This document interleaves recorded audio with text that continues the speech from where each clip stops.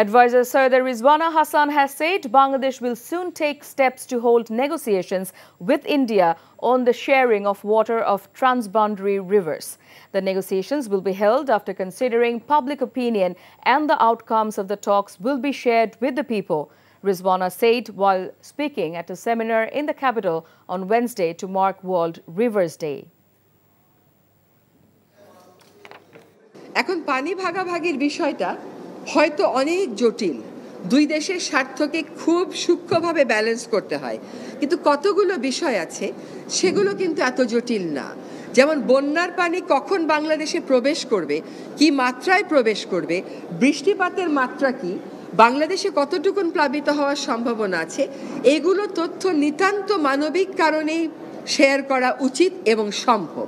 এটার মধ্যে রাজনীতি টেনে আনার কোনো প্রয়োজন নেই, প্রয়োজন ছিল না। সকল অভিন্ন জলরাশির উপর যেখানে যেখানে স্ট্রাকচার করছে, এটা কেবল ভারত না, চীন করলেও নেপাল করলেও কোথায় কোথায় স্ট্রাকচার হচ্ছে এটা আমাদের জানতে হবে। এটা না জানলে আমাদের পানি ব্যবস্থা সম্পূর্ণভাবে একটা ঝুঁকির মধ্যে পড়ে যাবে।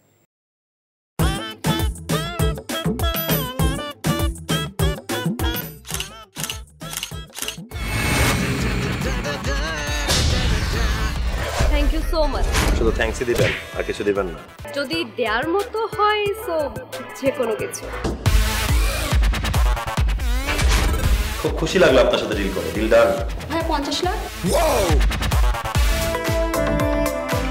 বিউটিফুল।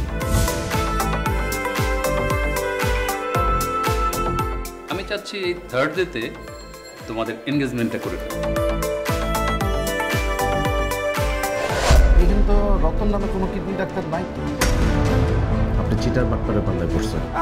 আল্লাহ রে, আমি কি করব রে?